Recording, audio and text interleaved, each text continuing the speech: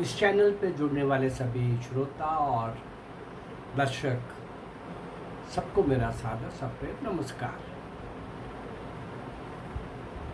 Chandar Singh Garhwali part 1 में निकल दिया और हम कहाँ पहुँचे थे।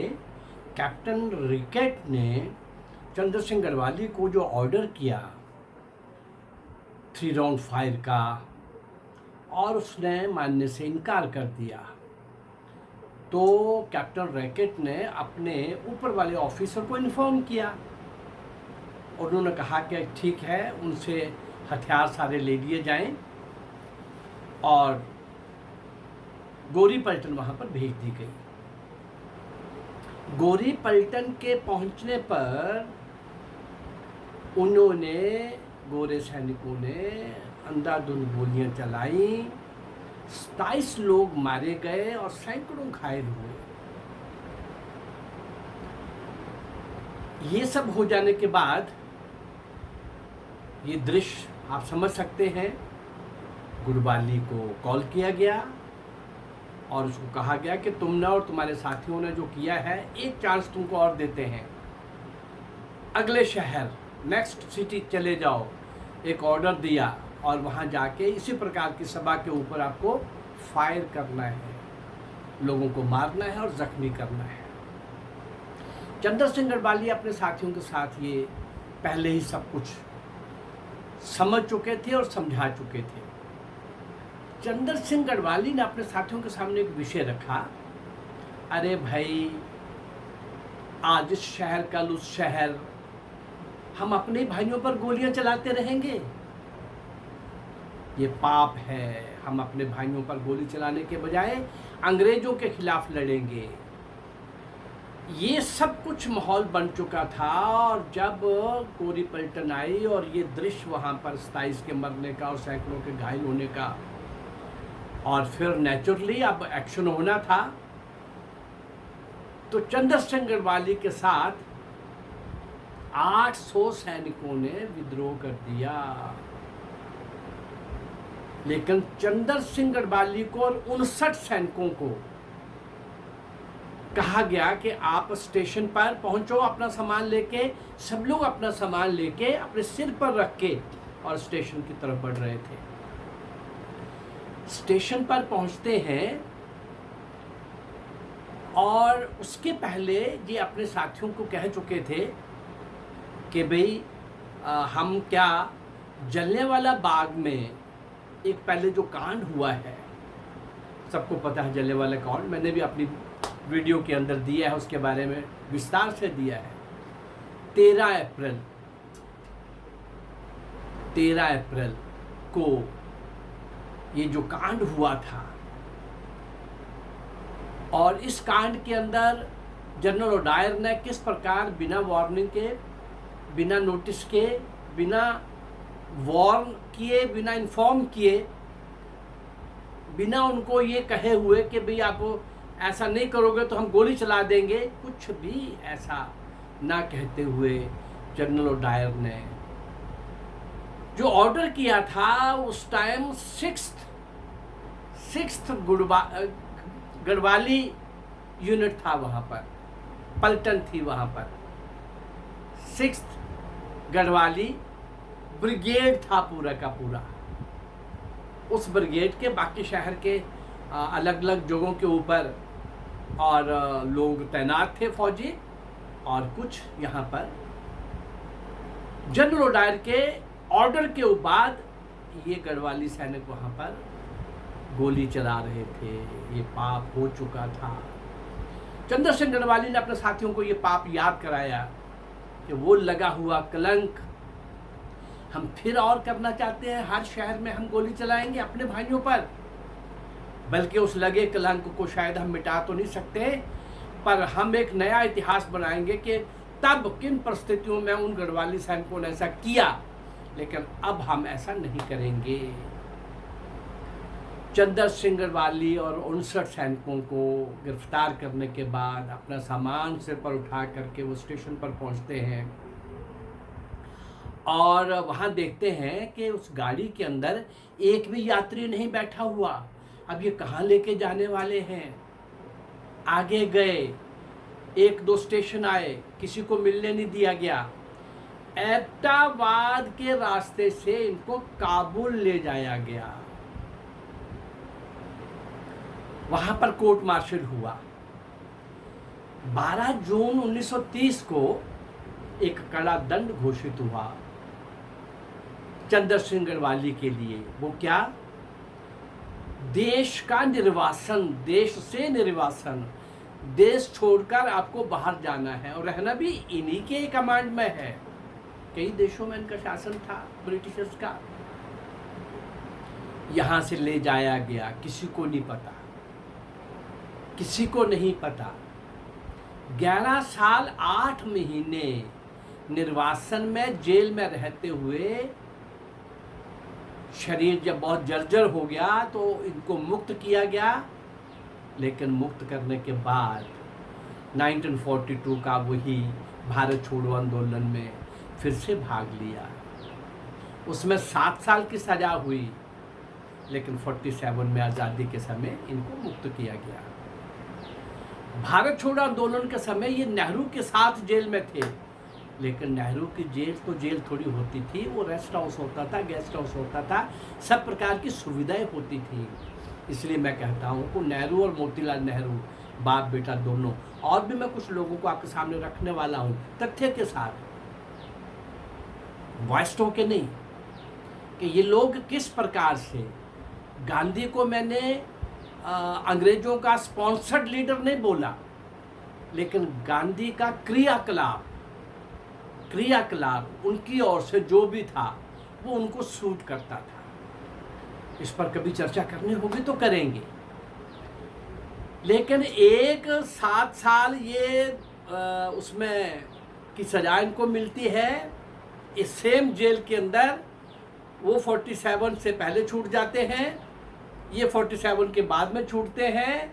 नेहरू जो थोड़ी देर अंदर रह करके बाहर आ गया, बिल्कुल थोड़ी देर रह, वहां उस मोमेंट के अंदर एक व्यक्ति देश का प्राइम मिनिस्टर बनता है और उसी जेल में कड़ा दंड भुगतने वाला, बहुत सख्त सजा भुगतने वाला वो चंद्र सिंह गढ़वाली गुमनामी के उसमें खो जाता है।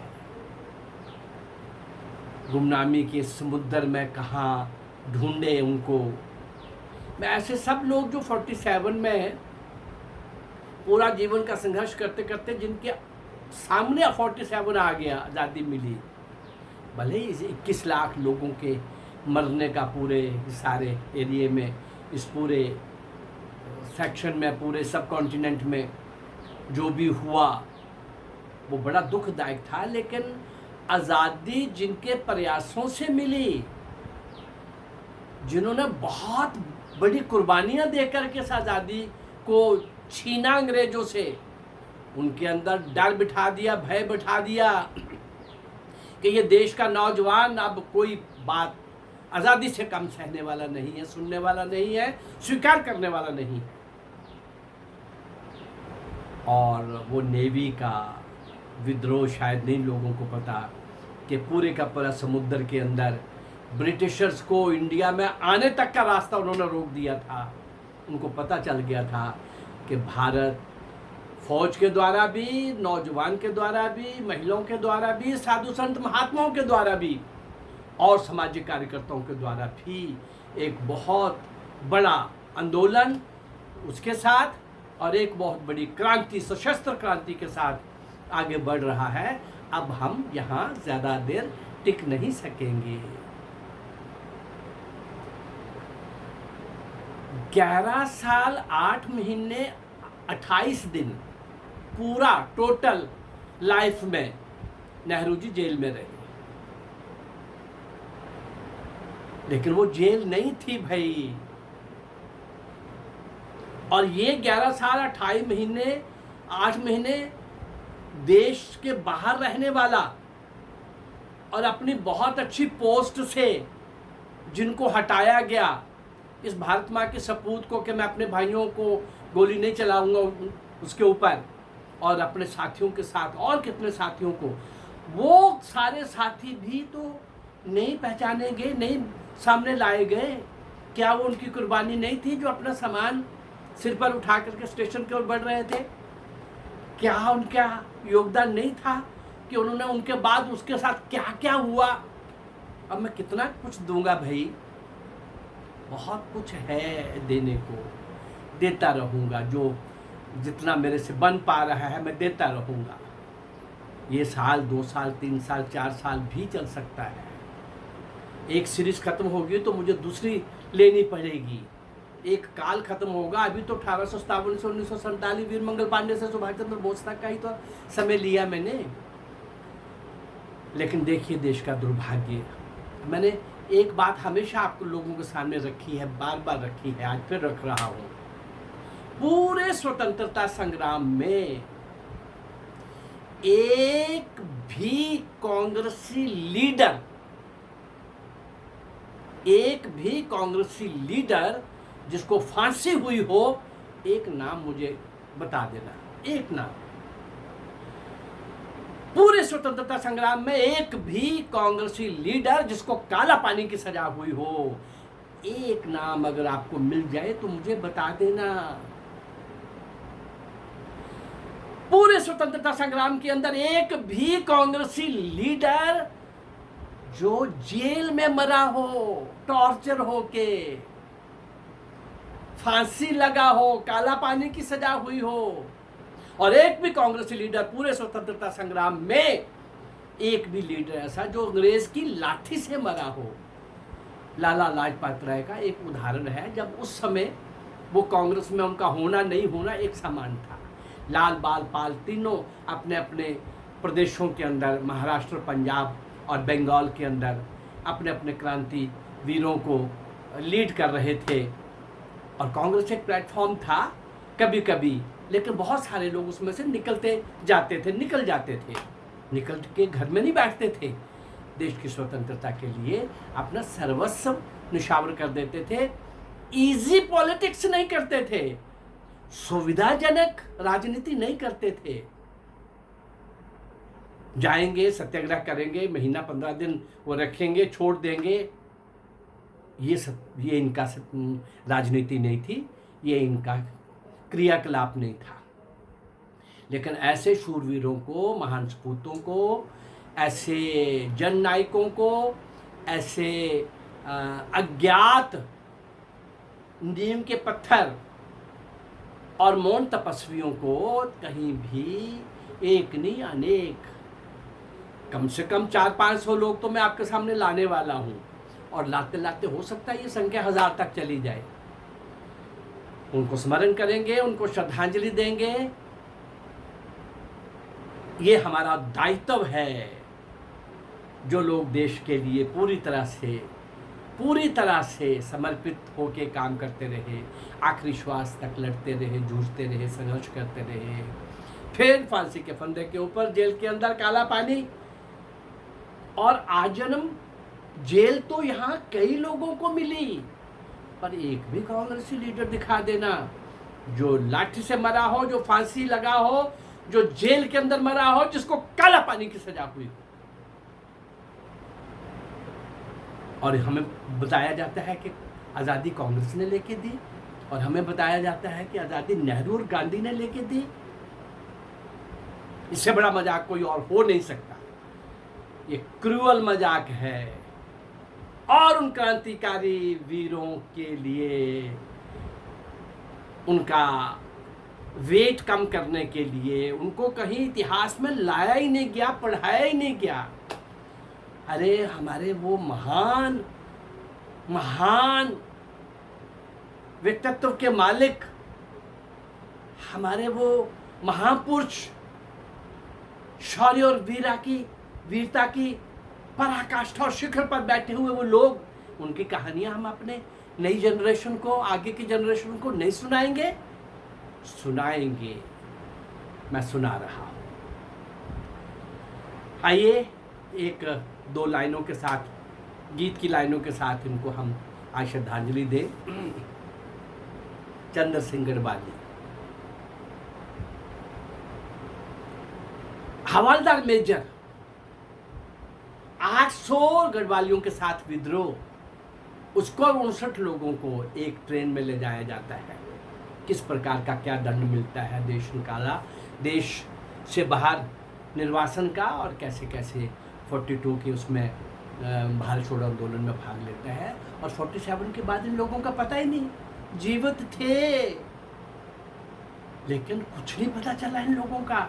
ना इनाम देते, ना इनको आप चक्कर, परमवीर चक्कर और भारत रत्न और ये वगैरह वगैरह ना देते, इनको कहीं लोगों को दिखा तो देते ये हैं वो लोग जिनको देख करके आगे की जनरेशन को प्रेरणा मिलेगी। खैर आइए एक गीत के माध्यम से नहीं, 4 लाइनों के माध्यम से।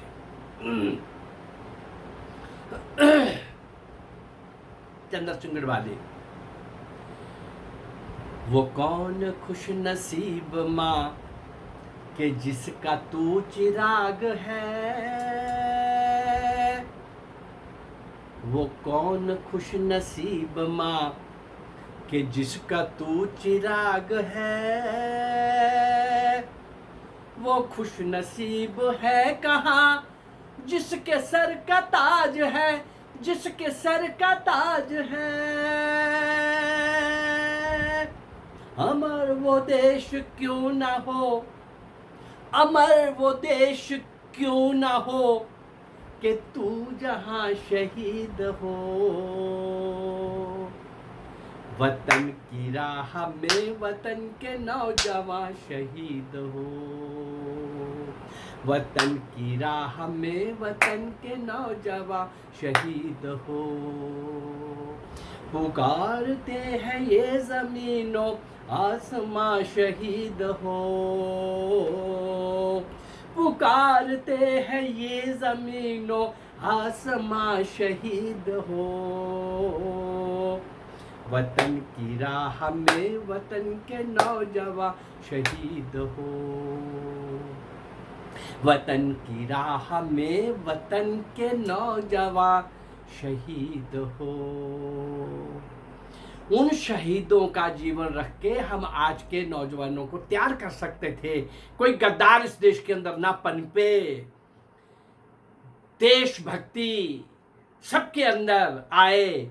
इन सब लोगों के जीवन हम रख सकते थे जिन्होंने जान हथेली पर रख के सब कुछ लुटा दिया भारत माँ की स्वतंत्रता के लिए, परंतु हमने ऐसा नहीं किया। मेरा ये प्रयास आप लोगों के साथ जुड़ने का और इन सब महान आत्माओं को आपके सम्मुख लाने का, और संबोधन के द्वारा, गीत के द्वारा, कविता के द्वारा इनको श्रद्धांजलि देने का। अगर मेरा ये प्रयास आपको अच्छा लग रहा है तो इस चैनल को लाइक करिए, सब्सक्राइब करिए और शेयर करिए। नमस्कार, जय भारत, जय हिंद।